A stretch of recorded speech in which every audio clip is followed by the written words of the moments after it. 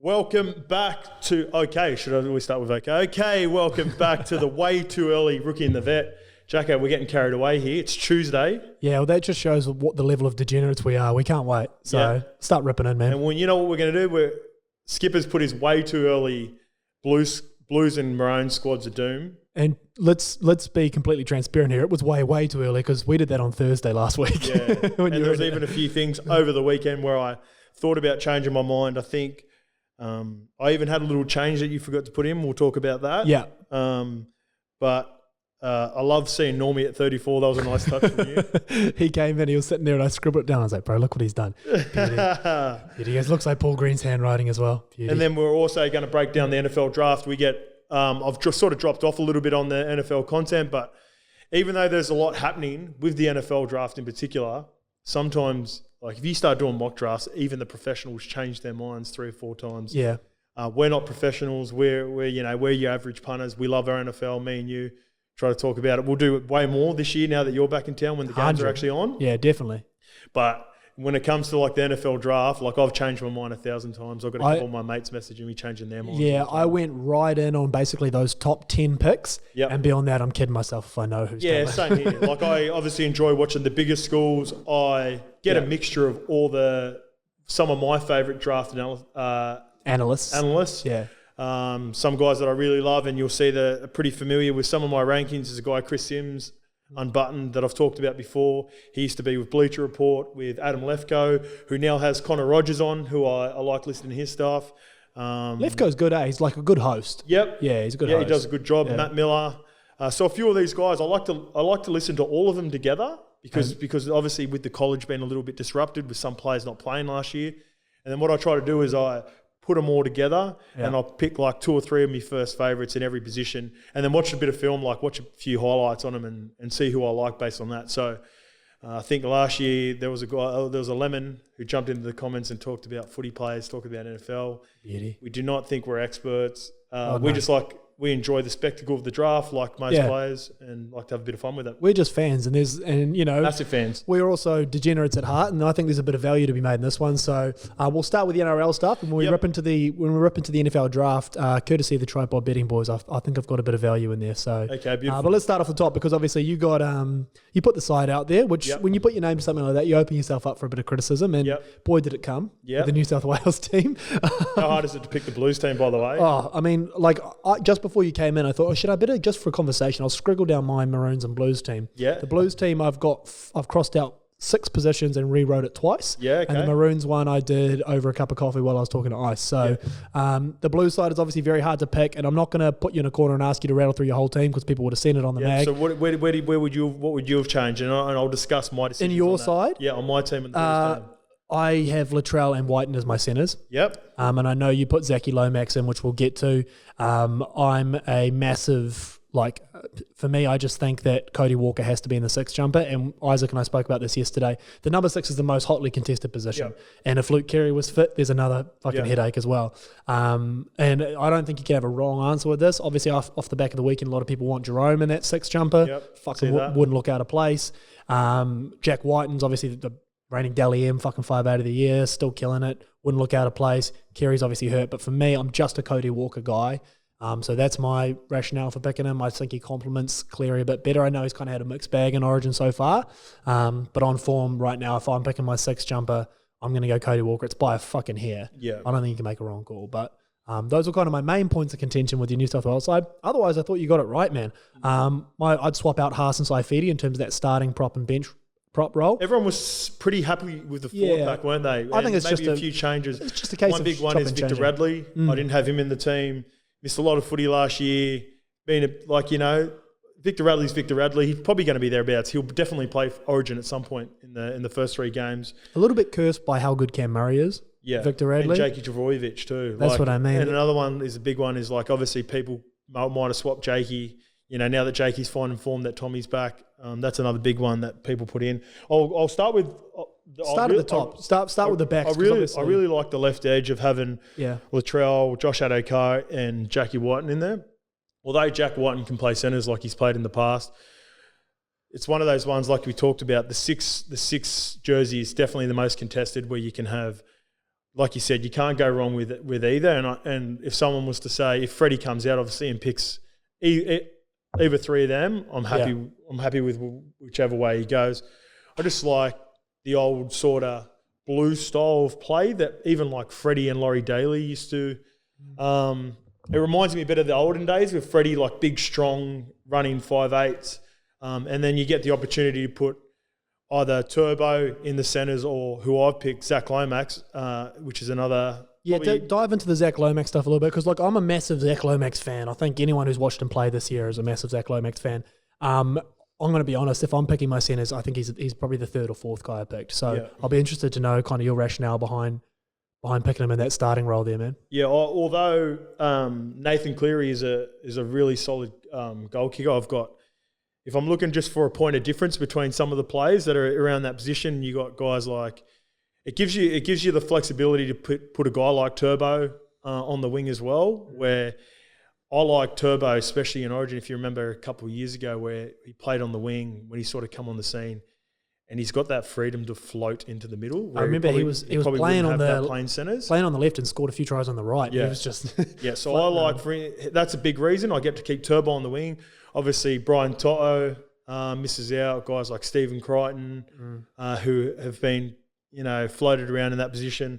But I like having Turbo in that position where he can sort of not be stuck on that side of the field more often than if Turbo fucks off from centres and leaves his winger there's not really an option. Yeah. Whereas if they still got a bit of strike with a guy like Lomax out there, they might still be happy to get to a spot on that side of the field, like lay a line with Lomax or the back row. I think I've got Frizz on the right edge. Yeah.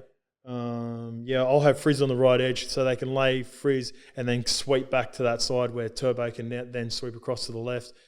And then when they're sweeping from that left, you've got Cleary on the right edge, who can be first on ball. He's got his shape with the middles coming back through the middle with Jackie White and fucking Latrell. Jakey as well. Jakey. Yeah. So Turbo, fucking Teddy. Yeah.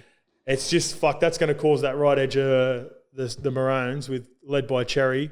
Yeah. From my Queensland team, a whole heap of... the New South Wales team is very hard to get wrong. I'm a guy, I would rather pick a guy like Brian Toto, just reward his form, reward the meter eater. I don't think anyone would ever be a better meter eater out of the backfield than Roger. Yeah. And Toto said, hold my beer and let me do this thing. So I'd be more inclined to play Turbo at centre, get him. I know it's like you said. I mean, if he's on the wing, he's still close to the ball because he floats. But traditionally, I'd rather him be a little bit closer to the ball. Pick Toto on the wing, and unfortunately, would mean a guy on my team, both Jack Whiten and Zach Lomax miss out.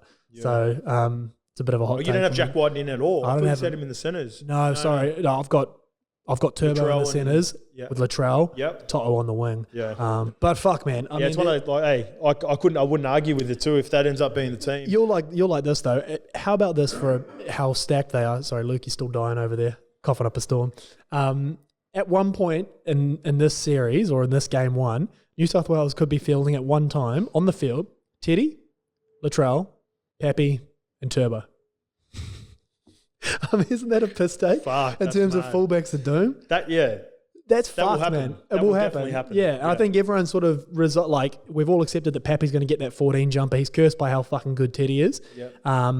But my one little smoke, I'm interested to get your thoughts on this. I know you said you've picked Frizzell there on that edge. Yep. I'm actually picked a little debutant there.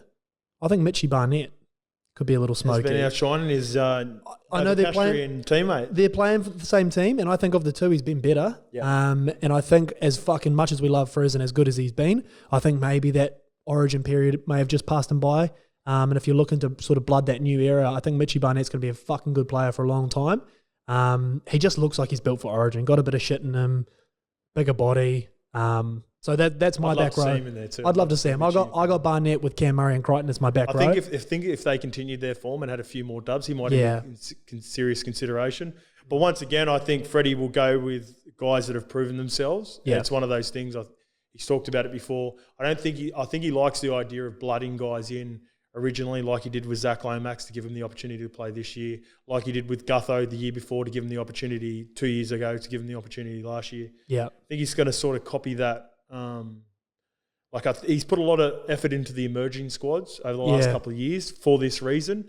So If you see guys, names like that, like Mitchie Barnett come into the squad, I think they're more projecting. Brian Toto, I think, is another one. Yeah. He obviously loves, if you watch Freddie in the 8th, the way he talks about the Penrith players and keeping them together, there's a big chance that, I could be wrong on my team because he keeps talking about keeping that nucleus together. Yeah. Big grouse to see all of them just get picked.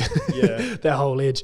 Jumping over to the Maroons then, brother, because... Let's go to the Maroons. There's probably only a couple of ones here. Yeah. I think the big one is obviously... KP and Brimo? KP and Brimo. I think KP's a lock. I know particularly early in the season when KP was still kind of waiting for him to get back to that, full health, but he turned up in the Pooh game and still killed it. So I think KP's a lock. I know you have Brimo squeaking into that 14 jersey. Yep. I don't. I think Reed Marnie gets it. I think he gets rewarded for his form. I don't know off the back of what he's come through. I don't know if Baby Goat's ready to go 80 in Origin. He fucking could. He's that good, but I think you get more out of him by giving a little minutes restriction there. And Reed Marnie's been so good this year. If there's a player deserve it, it's definitely. I think he deserves it. So I'm picking with my heart a little bit there. I know Brimo probably offers more in the way of a point of difference off the bench, but if you're just trying to copy New South Wales, who are going to pick Pappy, and you go Brimo, if you want a little point of difference, get someone who can really straighten that attack and get those big boys like Tino, Fafita, Welch, and Papa over the line. Yep. I'd love to see Reed Marnie come on and give yourself a good 15 to 20 there, spell Harry Grant, and he comes on and ices it. So that's kind of my only, when I looked at your side, that was kind of the only point I disagreed with. Yep. And I know you had Capewell moving into the centres. Yeah, I had. Yeah. So I ended up sort of changing my mind. I think I had... There's a player outside of Sewer. Maybe it's Sewer I bring onto the bench. Jai Arrow potentially. Jai Arrow's on the bench there. Yeah. But we move Capewell into the centres. For Philip Sammy. And put him back into the 19th, 20 spot. Another guy that was talked about and mentioned is Corey Thompson, who's been... Yeah. Obviously, I'm a fan of him. I talk about him on Footy Companion all the time. I talk about him on Rookie in the Vet. I'm a big fan of... if he got the opportunity, I think he'd do a really good job as well. And then another good point is Kyle Felt with his connection with Neil Henry. Yeah. Degenerate brought that up with me because he's going Xavier Coates won't make it. They'll pick Felt over him. Whereas I was... My only thing with Felt, I love Felt as a player. And I know he hasn't had much consistency in terms of his centre partners over the last few years, but Felt makes quite a few questionable defensive calls a lot of the time. Jams in when he should be holding, holds when he should jam. That's just what I see, and I could be wrong. But I think if you're trying to beat this New South Wales team, which, like we said, is going to have probably 4 of the 5 best fullbacks in the game at one time, you've got to have a bit of X factor, and Xavier Coates is X factor. It's in the name, baby. It's in the name, baby. So I think, unfortunately for both Felt and Corey Thompson, I think Holmes and Coates are almost a lock. They're such specialist wingers. They're so talented, and obviously Origin Gags locks up that centre position. Maybe Felt or Brimo or fucking Sammy sneaks into that other centre spot. That other centre position's a bit weird. I know they played Brinko Lee there last year, who's obviously, he hurt himself again playing Q Cup over the weekend. Did Edric play? I think Edric did get a game. He was on the wing in the last game for X. So they're a little bit light in the outside backs, but that centre position, Capewell obviously has proven he can do it. I'd be going Philip Sammy, but Yeah, so I think with the Xavier Coates thing, and I'm going to harp on about it as we go on, he's obviously, the Broncos aren't having the best results, but you'll see he's the type of player. He's a bit like Origin Gags. I know Origin Gags hates being called Origin Gags, but you will see the best version of Xavier Coates at the highest level with a lot of talent around him. It was actually a pleasure to pick the Queensland team. It wasn't for me. It wasn't fun. That hard. Yeah. Apart from the centre position, like the forward pack. Geez, that's a nice looking forward pack. If they stay healthy, leading into it. The back row, I believe we have the same back row: Kafusi, Fafita, and Tino. Yep. Obviously, I've got Reed Marnie in the 14 jumper, Mo Fodawaker, Capewell, and Jai Arrow on the bench. So, more or less, Lindsay Collins. I don't have Lindsay Collins. I reckon he's a lock. Yeah. Lindsay Collins was pushing Christian Welsh for me to be in the starting front row. I've got a massive rap on Lindsay Wouldn't Collins. look out of place, man. Yeah. Very much he did a really good job last year for him. Yeah. And then sort of, that confidence that he got leading into the start of the season before he got suspended or injured for a couple of games, but he made his return off the bench from last week. I think he's a really important part for him. I think he's a lock to be in the 17. There you go. All right. Well, I think that's most of the things we want to cover. Yeah, cover for the Origin squad breakdown. If we have any more stuff that comes up, we might discuss it on Rookie in the Vet on Thursday when we do our weekly picks. But let's move on to the NFL draft.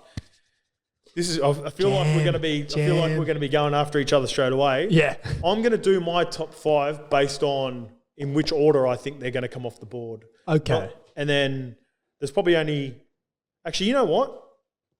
Yeah, they're probably my 5 rated quarterbacks anyway out of this draft. In which way I'm going to go.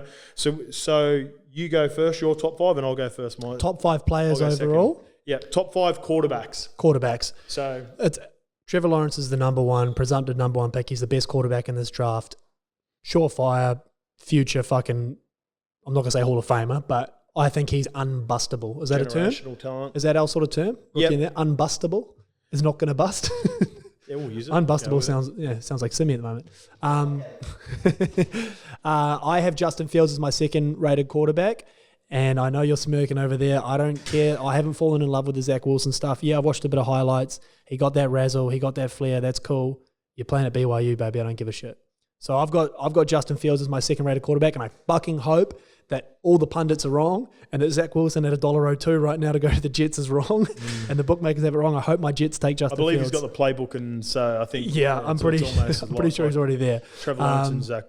There's no bigger locks than them two, 1 and 2. Yeah. And that's unfortunate because I want my Jets to take Fields. Anyway, I got Zach Wilson 3 because I'm not an idiot. I can see the talent. I recognise that he's a good player. Yep. I've got Trey Lance at 4. Yep. And for the same reason as Zach Wilson, I think the talent's there. He looks ready to roll, but I don't think he's a day one starter. I'd love to see him go to a team. I know San Fran won't do this, but to a team where he could sit behind someone like Jimmy G for a year or 2, apply his trade, learn his craft, and then come out. I think he's got the talent. Hasn't played against the right competition yet. If he ends up going to a shithouse team that he's a day one starter, I think he could really struggle. But I love the upside in Trey Lance. And then I've got Mac Jones there after that. If you're not 42 years old, you can't be a statue in the pocket anymore. There's no razzle to his game. I know he's accurate. He seems like a good kid. And it seems like in all likelihood the 49ers are going to pick him, which I think is a massive mistake because all you're doing is taking a guy who plays a lot like Jimmy Garoppolo but hasn't played in the league and going to start him on day one. So I don't see a whole lot of upside in Mac Jones. I think he's going to be good. I don't think he's going to be great. The guys the aforementioned, I believe, have the potential to be great. Yep. So I've gone Lawrence, Fields, Wilson, Trey Lance, into Mac Jones. Okay, one thing I'll quickly touch on first, Justin Fields. I had a decent lick on Justin Fields probably about 2 weeks ago for over 4.5. Mm-hmm. I'm really liking that at the moment. I don't have him in my top 10. We're about to get to my top 10 for picks. And I didn't make any trades though, because that's depending on. I think all 5 quarterbacks are going to go on the top 15. Agreed. Depending on drafts, draft day trades. Sorry. So I dare say Fields might even squeak into the top 10, 15 if there are trades. I'm looking at the bottom around like the Denver Broncos spots. But before I get to that, I had a decent lick on Fields at over 4.5. I'm feeling really good about that because I got Lawrence going 1, Zach Wilson going 2. One of my bets that I'll get to later on, Trey Lance going 3 for the same reason that you said regarding Jimmy G. Yeah. Jimmy G's contract is very team friendly and it gives him the opportunity to sit. You had Mac Jones in there. I got Mac Jones going the 4th quarterback picked. Apparently got really good IQ, makes all the right throws. He's one of those guys that's, like you said, like I mentioned before, I listened to Sims in particular and listened to his predictions. He had Mac Jones at 3 going to the 49ers. The reasons he liked him there is because his mate Kyle Shanahan, who's obviously coach of the 49ers, he compared him to, he had two comps for him. He had basically his floor is Kirk Cousins and his ceiling is Matt Ryan. And both of those two guys, which doesn't blow you away, but they're good for 10 wins a year. But it's the reason why I didn't put him at 3 as well, because I'm thinking if you got to have a point of difference. If you're picking the 3 to trade up, you want to go for a guy with Trey Lance who's probably going to have a lower floor. He played at North Dakota State. He sat last year. He didn't play any football. But people seem to be wowed by the kid. He's really smart. He can make all the throws. Athletic. We just haven't seen it against good competition. Yeah. With Mac Jones, Kirk Cousins' floor and Matt Ryan fucking ceiling is nice, but I think that's exactly Jimmy Garoppolo's floor and ceiling. I think his floor is Kirk Cousins and his ceiling is probably Matt Ryan. That's the thing. I probably have Kirk Cousins a bit over Jimmy. Like I've seen. Yeah. Probably Kirk's got a bit stronger arm strength. My thing, does. I don't mean to interrupt you, and you can carry on. I don't understand what the 49ers are doing if they take Mac Jones, because they've given up a lot to get into that 3 spot, and all the reports at the moment are still that they're not decided yet. I mean, you'd assume they are. It's fucking Monday. They would have. It's just all smoke. It's all smoke. But like, unless you're taking a guy like Trey Lance or Justin Fields that gives you a point of difference, if you take Mac Jones, all you're doing is saying Jimmy Garoppolo is the type of player we want, but not quite good enough, and Mac Jones might be. But here's the thing, man, and you'd know this from watching the Seahawks back in the day. Gun defenses don't age well. Your window with an amazing defense like the Niners have is way smaller than a high-powered offense. It's just the way it always goes, right? Their window is this fucking narrow, and it's still open by a fucking crack at the moment because they still got an amazing defense. They got George Kittle, their wide receivers coming back. If your plan is to bring in Mac Jones and have a look at the next 5 to 10 years with him, not 10 years, 5 years with him, I think that's a massive mistake, man. I would love to see them just double down with Jimmy G, get a guy like Trey Lance in the building. So I love that you've got him there going at 3. I hope that's what they do. Yeah, I've got Trey Lance going at 3. And actually, you know what? I don't even think he'll sit the whole season. I think he just might sit the first 4 or 5 games. Yeah. Mac Jones going at 4, Justin Fields going at 5. With the Trey Lance take in particular as well. Like you said, he's one of those guys. He can be a bit of a game changer. Mac Jones, the last bit with Mac Jones, the reason why Sims compares him to both of those two guys in particular is Matt Ryan played his best year when Shanahan was the offensive coordinator at the Falcons when they went to the Super Bowl. That was the same year. He won MVP. And Shanahan was also the offensive coordinator at Washington Redskins when Kirk Cousins took over from RG3. Got the big deal as well. So that's why the player comps seem to be heading towards them and those sorts of quarterbacks.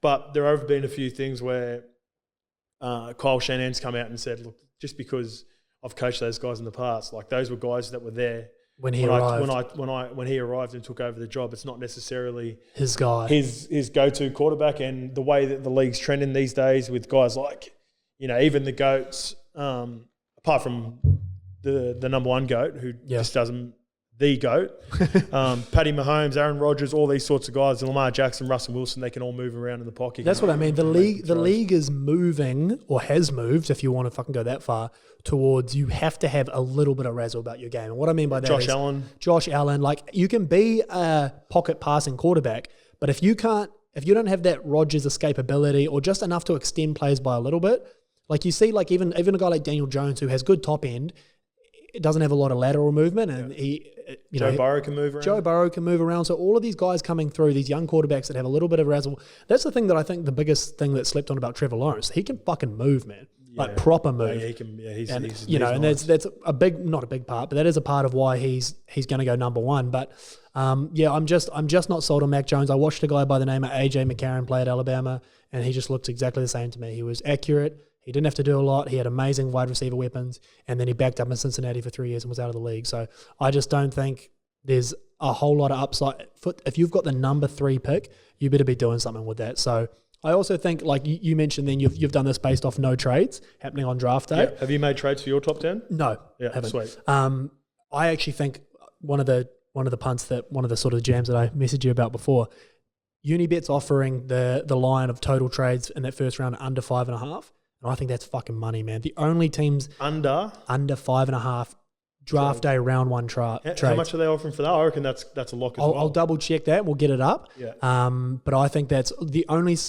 Detroit's picking at 7. I was about to say Detroit's picking at 7. Depending what happens above them, if they've got their eye on a quarterback that they really wanted to get and he goes early, they might trade down. Yeah. But other than Detroit trading down or Chicago potentially trading up to grab a quarterback, I don't see anyone moving, man. I think they're all pretty much set in their way. So I'll be having a proper lick on that under 5.5. I think there's two real spots that I think are a big chance of making moves. Yep. Broncos to potentially come up, and Falcons and Lions to move back. Yeah, that's one. That 4th spot's the hardest to pick. Falcons make sense to move down. My thing with them is and we'll get to it when we go through our picks, but I've got them taking one more wide receiver weapon and having a wide receiver. I've got them taking Kyle Pitts actually, but one more weapon and having a real last little go with Matt Ryan. I don't think they take a quarterback because I think the Matt Ryan window's still there. I just think they double down on that offensive side and really go for it. So I agree. So let's get into it. Number 1, Jags are both taking Lawrence. I'm taking Trevor Lawrence. I think that's a lock. We don't have to talk too much about that. One thing I will say is just on that, I think this is one of the better spots for a young number 1 overall draft pick quarterback to Jacksonville, come into. you mean? They just picked up Marvin Jones. They've got DJ Shark, who's done a good job for him. Laviska Shenault, they got in the second round last year at wide receiver. Undrafted running back James Robinson, rushed for the most yards for a rookie. They got picked up Tyler Eifert, who's injury prone from the Bengals. That's come over now. He's a big tight end, isn't he? I think he might have come over last year, same sort of thing. But he's a nice little weapon. And they've got a few nice pieces in the offensive line with Norwell, who was a Pro Bowler at Carolina a couple of years ago, as well as a couple of young difference makers who are just, they've got no real leadership. Still got Miles Jack there in the middle of their defense. But guys, CJ Henderson, they picked up in the first round last year as a DB. Josh Allen the year before, not the Josh Allen from fucking Buffalo. Josh Allen, the horse riding defensive end, Josh Allen, who showed spurts. So Jags won't be that far away. They're a bit like it's like I suppose once you get the quarterback with that elite of quarterback. It's similar to when Baker landed in Cleveland before the Odell and all that. They had a couple of nice pieces at wideout, some young defensive studs, and he's obviously taken them to the playoffs and won a game. So I agree. I think they get to about 6 wins next year. The Jags are nice and early with that sort of roster. With if Lawrence can way too early. This is way too early. This is the way too early NFL. And then they're in an opportunity to, I believe, with pretty good cap space to make some plays again next year. So Jags are going to be a big riser because of Sunshine, Mr. Sunshine, Trevor Lawrence. Number 2, they reckon it's also $1.03. Jets take Zach Wilson. He's been the big improver of the draft. I've got Justin Fields, but it's wishful thinking. They're going to take Zach Wilson. So shit situation to go to. Just ask Sam Darnold. Nightmare. I mean, if you're a young quarterback, just like piggybacking off what you said about Trevor Lawrence, I can't really think of a worse place to go than the New York Jets at the moment, to be honest. But anyway, there he goes. I like the hiring of like a guy like Robert Salah, who comes from 49ers to fucking high energy. He's going to bring that energy. He seems like they still need a whole heap of help to go outside, like you said. Zach Wilson's been a late riser. He's a guy that Sims who does his quarterback rankings, who's been very accurate in the last couple of years.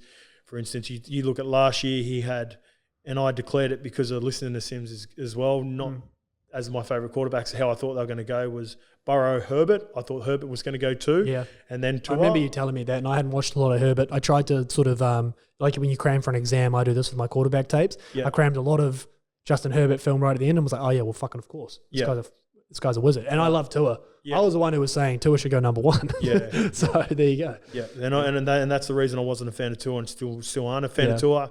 The year before, he gets Kyler Murray, which was pretty straightforward. I'm trying to remember who the other one was. But the big one the year before that, and he's been a big fan, was Josh Allen. Yeah, who's obviously come on now and, thereabouts to the MVP. He had Josh Allen as his number 1 quarterback, and he got a lot of blowback for that because at the time, it was Sam Darnold. Yeah. Then Baker goes number 1, and then you got Lamar floating around at 5 in that draft. But one thing he did get wrong, and I took a lot of heat, copped a little bit in the fantasy group about Josh Rosen. He had Josh Rosen at 2, so he's normally pretty accurate. He's pretty close when it comes to these. So we're both. So you've gone Fields, I've gone Zach Wilson. Yeah. Number 3, like I said, I've gone Trey Lance to the. I love that. Yeah, I've got 49ers. Just because of my wishful thinking, I've got Zach Wilson at 3, but I think it will be Justin Fields, and I hope it's Justin Fields. But the Trey Lance pick makes a shitload of sense, man. Yeah, Trey Lance. So you like that pick? We probably discussed that a little bit in the quarterback ranking. So we'll move on.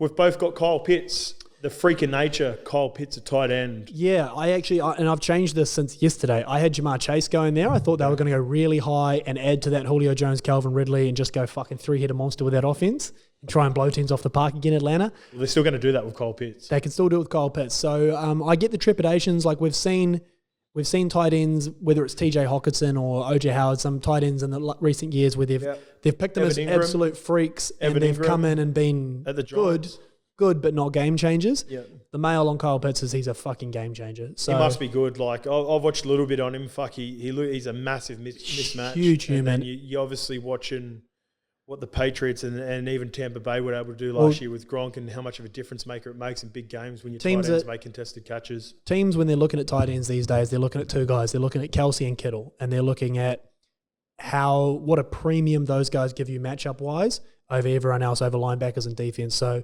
I had them yesterday taking Jamar Chase, and I've already changed. I got him taking Kyle Pitts, but to your point earlier, I wouldn't be surprised if a trade down happens here and if they get offered a war chest. It's all going to depend on what San Francisco do.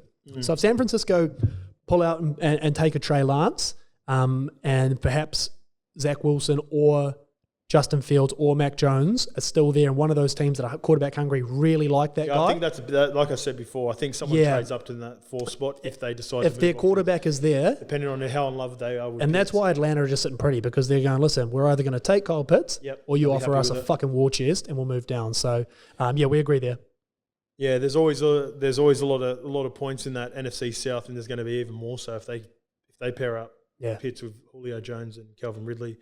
Todd Gurley coming back as well. Number 5, I've got our boy Joe Burrow reuniting with Jamar Chase. Sick. Yeah, I think this one, we spoke about this on the Tripod Betting podcast yesterday.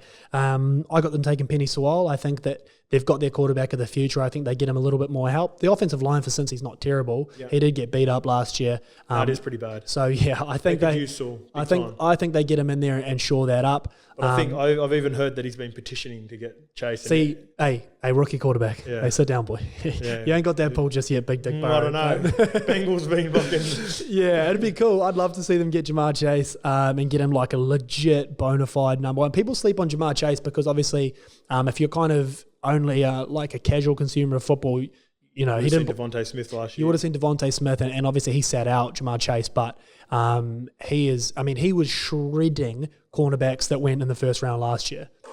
So I think that'd be an amazing pick. Again, in my draft, I got them taking Sewell, which I think is, there's another little prop bet going around about the first non-quarterback taken in the draft, and I think potentially, depending on what happens at 4, if Atlanta were to trade down, a team jumps up, I think Sewell Atlanta could even be in the position to take Penei Sewell as well. Yeah, they could. Their line is like it's solid without. Yeah, they used a couple of picks in the last couple of years. I believe they took guard and a center. Yeah.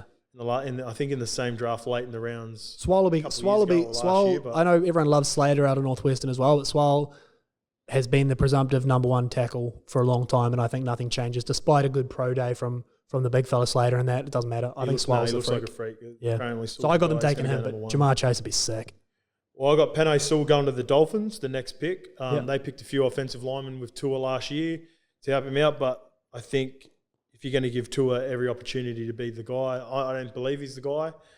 I think if they're in a better position a little bit further up and they had an opportunity to pick a quarterback, how dare you. I wouldn't be surprised if they went to the quarterback. But if they stay put and stay in 6 and the 3 quarterbacks that I've said go off the board at 3, I think they sit pretty and take Penei Sewell and give It's Penei Sewell. He must be an Uso. He must be. Sounds like he's an Islander. I'm gonna go Hawaiian with no basis. Yeah, I don't know that at all. Yeah, either do I. But it sounds like he's an Islander. Moana vibes. So I disagree. The Usos up together. Let's go. I disagree wholeheartedly. I think Tua is the absolute. I think he's the truth. And I have for a long time. I think if Tua was entering this draft without that hip injury, I think he's the number 2 quarterback taken. Behind Trevor, I think he's that good. I think he came strongly disagree with that. Yeah, I know you do. Strongly. And I can already smell a future here. But I think Tua. I think what they're going to do is they're going to get Tua some help. He's going to get linked back up with one of his Alabama wide receivers. I hope it's Devonta Smith. That'd be cool. But I don't think Devonta Smith's going to go on the top. Unfortunately, 10. Neither do I. So I think they grab Waddle there. He's an out and out speed merchant, and Tyreek Hill's quickly showing the league what you can do with that if you've got an accurate quarterback. Yeah. The one thing about Tua is he has got deep ball accuracy, a legit deep ball accuracy. So I'd love to see them take one of his weapons there and really give Miami, who's got a great core, really give Tua a chance to shine with a guy who can pop the defense over the top. So Devonta Smith would be cool because he's got an amazing story. He's a Heisman winner, and he's an Alabama boy. That'd be cool. Yep. But I've got Waddle going there to Miami. What about the stats of like breaking all these records at Alabama and breaking receiving and touchdown records and getting the Heisman? And some people have him ranked as like the 5th best receiver. Yeah, he's a little bit further down. I think it's weird how sometimes, in that system especially, it can. We really talked about a couple of weeks ago, and I was, depending on which way you're leaning on a play, you can use being at a big school or a lower school in any way, which way. Yeah, so, for instance, with Alabama, you can say that they've got all the talent around them. That's the reason they're good if you're not high on someone. But then, when you're trying to knock one of the other players, you'll say, or like you're trying to boost up your players because, he didn't have all the talent around him. That's the thing. So you can't really, like, no matter where you fall in the discussion on any given player, you can make an argument. You can make an argument for either way. That's what fucks me off about the situation is. About the Justin Fields hate is the number one thing that people like have been holding against Justin Fields is they go, oh, he only goes to his first read and he can't make that many calls because they're open. Because they're open. Well, that's exactly what Mac Jones did. He just threw to Devonta Smith and Waddle for the whole fucking career. Like he hasn't made any amazing third, fourth read scramble plays, hitting home runs. So I know I'm obviously bagging Mac Jones like nobody's business, but I just think that Justin Fields' disrespect in this draft is unreal. And I hope he goes to San Francisco and proves everyone wrong, man. Okay, this is like I said, this is where I think there could be a spot to trade back. Yeah, but I got the Lions taking Micah Parsons, the middle linebacker out of Penn State. Penn State. There's a bit of jam in that. I do not. I've got them taking your boy Caleb Farley out of Virginia Tech. You've got Farley up there as well. Yeah, so wow. and he's fucking the value there. I think it's at about value. Did you mean to do that, or did that just fucking stutter out? It's my stutter. Nice. It's my Tuivasa-Sheck stutter stick. Yeah, I think if you're looking for the first defensive player taken, Micah Parsons is the favourite for a reason. He's a proper hybrid linebacker. I'm not too sure he's super NFL ready. Just with again the mail you're getting is he's not super confident in that pass protection scheme. He's athletic, can get to the quarterback, can make all the tackles around the defensive line, but perhaps isn't quite that guy. So I've actually got another linebacker that I think could go off the board first. Yeah. And what's our boy Patrick Surtain from Alabama. Surtain's the number one corner everyone's going at the moment. I think Farley's the truth, man. I think he's the bigger, stronger, more NFL-ready corner. Detroit have so many needs. So again, this is assuming Detroit stay at 7. We're not really forecasting too many trades here. But if Detroit stay at 7, they need so much help. I don't think they take a quarterback. I think they've got Goff, whether it's for 18 months, 2 years, or 3 years. I think they stick with Goff. They could take one of the wide receivers here as well. It's a bit of a fucking lottery pick, but I'm chasing a bit of odds there. So I'm going Farley out of Virginia Tech. Yep. First corner off the ball, baby. Yeah. Oh, I got Farley going a little bit later. Yeah. But let's go to the Carolina Panthers. Like you talked about before, Sam Darnold hasn't really had much help on the line before. Yeah. So they go and get this fucking big, mean Slater. Yeah, Rashawn Slater? Yes. Yeah. Sean Slater? Slater out of Northwestern, yeah. He looks like a big angry man. Yeah, he does. That makes sense. The tackle help makes sense. I've got them taking in a wide receiver. This is where I have Jamar Chase falling to. Jamar Chase all the way there? You got Waddle over Chase? Yeah, I got Waddle over Chase. Wow. So, I thought you picked Chase earlier. Well, I did. I had him at 4 in my mock draft, and then I swapped him, and this is where I had initially had Kyle Pitts falling to. Yep. Which I think would still be a great pick. If he's still there at 8, I think Carolina snap him up straight away. Yeah. But again, I've got him going a little bit higher. So it's all going to depend. I don't think Pitts gets past Dolphins. I reckon he either if Falcons don't pick him, Bengals choose him. If Bengals choose him, I think Dolphins pick him. Yeah, could be anything. But again, I've got Jamar Chase falling here, and I think it'll be an amazing pickup for Sam Darnold. I'm still a big believer in Sam Darnold. When I say big believer, I don't think he's amazing, but I think he's a lot better than the Jets let him be. He was the number one pick for a reason. Big, talented kid, young, still young as fuck. He came in the league young. I know he's got a turnover problem, but there's a lot of very good quarterbacks that had turnover problems early in their career. He's got the arm strength, he's got the IQ for it, and now he's in a slightly better system there in Carolina. I don't know if he's a huge upgrade on Teddy Bridgewater, but I think they're going to get him some help. Whether it's on the line, I don't think you've made a terrible pick there. I think Slater could easily go there, but I got Jamar Chase falling there. Yeah, they got him relatively cheap with a few of the picks. I think they gave up a second rounder and a couple of future picks. The reason he was seeing ghosts is because he just never got blocked for. They got Mekhi Becton finally for him last year. Had a nice rookie season.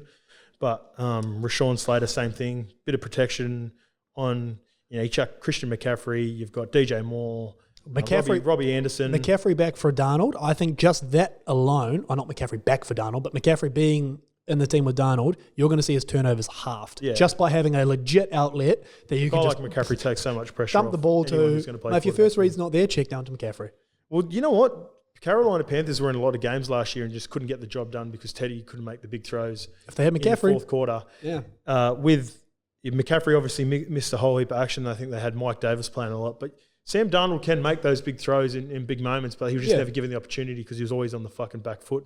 He links back up with his boy Robbie Anderson as well. They're an interesting team going forward. Yeah. Moving on the Broncos, this is where I got my boy Mac Jones falling to them. We both agree we're going to take a quarterback.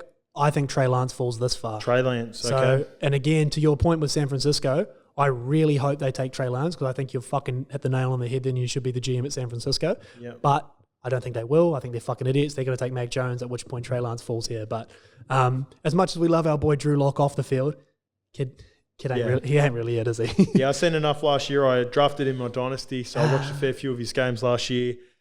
Torture.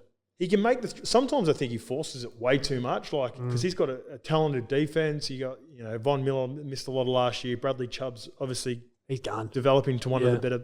They've got a really good tandem there. They've got some nice pieces. Justin Simmons playing safety for him. Is Philip Lindsay still there running the ball out of the backfield? Philip Lindsay, no, he's gone to somewhere where Hainsey wasn't happy about them going for dynasty purposes. I think he went to the Texans behind David Johnson. Good. Philip Lindsay and Hainsey's blowing up going, why would you do that? Purely because it affects his fucking dynasty team. I don't think they're thinking of that, Hainsey. But yeah, I've got Mac Jones. I think he's a prototypical strong quarterback, a bit in the mould that they've drafted before, like a better version of Drew Lock, a better version of fucking Brock Osweiler. I think he's really smart.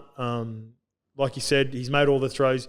People knock Ohio State for the same reason behind Fields. He makes all the throws, and then he also, I find a lot of the time, he puts some of those throws in positions where only his guys can get them. Yeah. And a big part of it with all the speed that he had, and he's going to have really good wide receivers. You got Judy, KJ Hamler, Cortland Sutton comes back from an ACL. Yeah.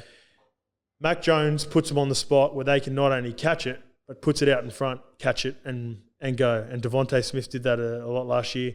And you got guys like Jerry Jeudy, who he's obviously played with it, was at Alabama as well. So I think it's a big upgrade. Mac Jones is my pick. I think you've completely flipped me there.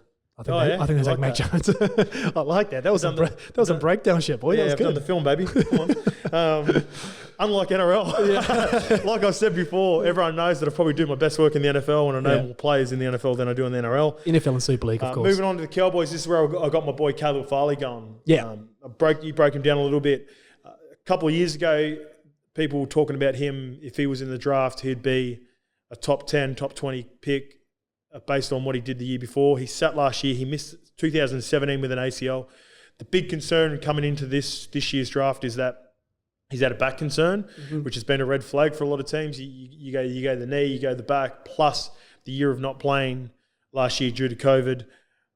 Doesn't fare well for him, and that's why people are putting Patrick Surtain and JC Horn above him. But I've got Caleb Farley going to, they need a difference maker. Their DBs have been decimated in the last couple of years, losing Byron Jones and a few other players in the back end for the Cowboys. Yeah. I think he's a really nice pick. They're stacked on offense. They bring back Dak. Zeke will be back to his best with Dak. Yeah. Their wide receivers are stacked. Yeah. Their offensive line isn't as good as it used to be, but it's there. Defense is where they need to go, and I think they go Caleb Farley. I'd love if they take Farley here. If he falls again, I've got him going a bit higher, but this is where I've got your boy Rashawn Slater going. So for the same reason, like, it's the Cowboys, so who really gives a fuck? But for me, in my head, and maybe it's just a traditionalist in me, but the Cowboys are relevant when their offensive line is dominant. And that's when you protect Dak,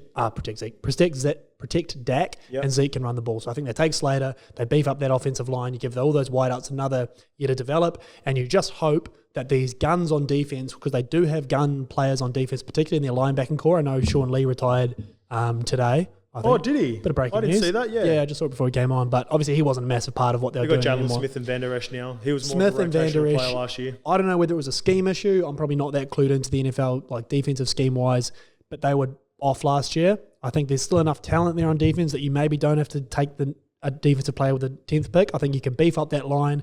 And if either Sewell or Slater are still sitting there at 10, I think that's the right move. Yep. It's not a very Jerry Jones, Stephen Jones move. They kind of like those more glamour players when they pick up high. They like Zeke, they like CD, that sort of stuff. But they did build that team, like you said, with offensive line. I think if a couple of years before that, going in with like Travis Federer and the guard. And Frederick turned into a fucking... Yeah, before he retired. All time. So if you're going to pay Dak, which they've obviously done, protect him. So I think they're going to take Slater there. I think. Yeah. Who knows, man? Well, that's our top 10. We'll see how that plays out. Yeah. We will... we'll be doing this moving forward at YKTR Sports, so we'll have a look next week after the draft and see how we go. We can talk about where we got it right, where we got it wrong, and then maybe next year when we do Rookie in the Vet, turned Kiwi just then. Rookie in the Vet next year, way too early. We'll see how your tour take was wrong and my Justin Herbert take was right. Yeah, when he throws 30 touchdowns to Devonta Smith next year. Book it. Yeah, he's still got a couple of years. We'll give the quarterbacks 3 or 4 years, so this will be nice to progress and see how we go as we go forward. Your top wide receiver, you've got Waddle over Jamar Chase, or is that just where you think they're going to drop? Yeah, it's just fit. Okay. So I think Jamar Chase is definitely the best wide receiver. I purely have Waddle going based on fit. I forget even where I had him going now. I've already blanked. But no, I've got Jamar Chase, Waddle into Devonta Smith. I think Devonta Smith is still there. He's still good. That's just... Unfortunately, he's getting slept on. Maybe it's because he's too skinny, but shit, baby, so is Kevin Durant. Just get the kid on the floor. That's it. Yeah. I love Jamar Chase. I think I've got number 1 pick in my dynasty for NFL, and I'm contemplating taking Chase over a running back, which is my number 1 running back, which is Travis Etienne from Thank you. Clemson. Yeah, boy. I've got him as my number 1 rate. I think he can do it all. Najee Harris had a really good year as well. I've got him at number 2. But if I'm looking at a team like, and this is it might be a sneaky little draft prop bet, a team like to go in the first round, I think probably one running back will go in the first round, and the spot where I like it is the Buffalo Bills. Yes. I think that's a team that's pretty much covered across the. You could even see the Steelers going after losing James Conner, but I think the Buffalo Bills picking at pick 29 or 30 could be really intriguing for a guy like Travis Etienne, where he's my highest rated running back as well. Okay, and I love Najee Harris. He's obviously very much in that. You want to say Derrick Henry mold. He's not that big, but big, powerful, can do it all. I think Etienne gives you a proper point of difference, and to me, more suited to this current league. I know it's a league being dominated by Derrick Henry, but outside of Derrick Henry, it's those backs that can kind of do it all that I think are the other safer bets at the moment. I've got Travis Etienne more taking it to the house. Yeah, that's what I mean. Better than what Najee Harris more can of a do. home run hitter. And if he goes to a team like the Bills where he can share that workload and be a bit more of a third and long screen specialist, I think he could have a fucking career and a half, man. Yeah, and he'd fit really well at the Bills, I think. Yeah. Look for that spot. GM Scout, baby. We've talked about Pitts a fair bit. He's going to be the top tight end. Yep. The O-lineman and a few of these things. Well, I've got a few of these bets that I really like. So let's move on to the last little bit. The best draft props that I've got. Like I said, from start to finish in this, Trey Lance is currently $3 on Sportsbet to go number 3 pick. Mac Jones is like $1.48. Yeah, I think it's going to be Trey Lance at number 3. So $3. I've had a lick on that as well. I think Fields is at 7s. Come on, baby. Come on, Fields. 7s. Come on, Fields. That's a big bet. We're both high on Travis Etienne. Yeah. And he is currently $2.30 to be the first. Sportsbet's offering a little multi on that as well. You can pick in order the first 3 running backs to go. Yep. And if you throw Etienne ahead of Najee Harris there's a bit of fucking jam as well. Guess where I'm going? I've gone a top 3 as well, but a different one. I believe Jamar Chase and Penei Sewell are locks for their position. So if you go first of their positions on Sportsbet, first wide receiver, first running back, and first O-lineman pick, you get $3.75 for Travis Etienne to go. Do you hate money? Like, do you want to triple your money or not? That's jam. That's fucking jam. That's jam. Jamar's going to either Bengals or Dolphins, and if somehow he gets the Lions, he'll go there. I believe he goes before Waddle, the 2 Alabama guys, Waddle and Devontae Smith. And like I said, everyone who meets or talks about Penei Sewell when it comes to rating offensive linemen. It'll be a bit of a shake-up if Slater goes ahead of Swell. Yeah, I don't think he's improved that much, so I think he's a lock. And instead of getting $2.30 for Travis Etienne, first running back, you might as well get the $3.75 for the first of each position, wide receiver, running back, and O-line. You're welcome. That, and we're both high on Caleb Farley. Yeah. I didn't expect you to be on board with Neither this did as well. I. We didn't talk about this coming into it, but he is currently $26 to be the first cornerback. So there's a short price favourite, as we've talked about before. Surtain and JC Horn. Surtain's $1.30, $1.40. That's how highly people think he's going to go there. JC Horn's supposed to be the next at $3. And then $26 for Caleb Farley. You know what, I'm going to have a lick on that. But if you want to have a sneaky little 50, or a little packet of noodles, $5. Find some coins, depending on how much you bet, under your seat or something. It's something to just have a bit of fun with. Like I'm not gonna go broke if he doesn't become the first cornerback picked off, but you'd be looking like a very wise GM if he does. So that's good. Those are my picks, mate. that was a nice little. That was a good one. The only jam I've got again is it's via Unibet, so you can pick the total round one trades. Yep. And I've got under 5.5. like I think we're going to see fuck all movement. I know there's talks at the Patriots. Oh, was that in the top 10 or in the first round? In the first round altogether? Round. Ooh. Yeah, I know. Okay. Changes things. Okay, it does change things. I thought it was top 10. My bad. Yeah, round one under 5.5. I don't see a fuckload of movement at all. I know the talk is the Patriots are going to move up and get a quarterback. Do you not know Bill Belichick? I don't think they will. They'll take some guy out of a fuck no school in the 19th round, and he'll be Tom Brady. So they're not going to do anything. Again, it's going to, a lot of it's going to depend on that number 3 pick, the Falcons at 4, and then Detroit. And I think after that Detroit pick, if it all stays status quo, you're golden.